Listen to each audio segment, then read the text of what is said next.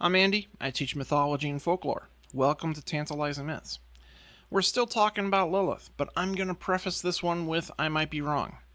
I'll talk about why at the end.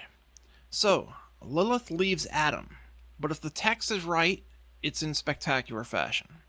In the last video, we talked about Lilith speaking Hashem's name and how it may have had a powerful transformative effect on her.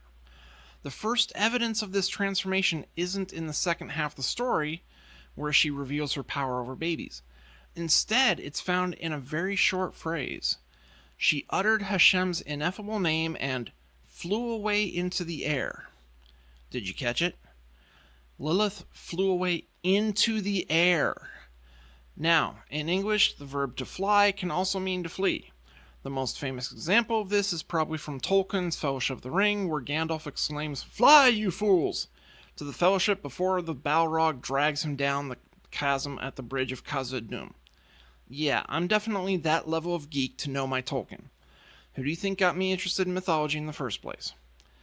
Anyway, Lilith flew, as in the past tense of fly, could very readily mean that she just ran away, if it weren't for the prepositional phrase afterwards. Into the air very clearly tells us how she flew. So from the story's chronology, she's a human woman arguing with Adam, says Hashem's name, and now is flying through the air. There's no mention of wings, or if this is Superman-type powered flight, or something else entirely. I have a weird idea, but there's no substantiation for it. We have no clue. She's just airborne. Certainly, the medieval conception of demons generally followed the leathery bat-winged version of them, and popular depictions of succubi today all give them bat wings of various sizes. This could be the story's intent to demonstrate that Lilith had some kind of physical transformation into a demon at this point. This is yet another reason why I like the idea of speaking Hashem's name as the point where Lilith stops being human. Yes, it can be a logical fallacy to attribute correlation to causality, but there are only two explanations for her demon status. Hashem cursed her, which is viable, or the pronunciation of Hashem's name transformed her, which in its own way might be Hashem's curse for daring to usurp the power behind it.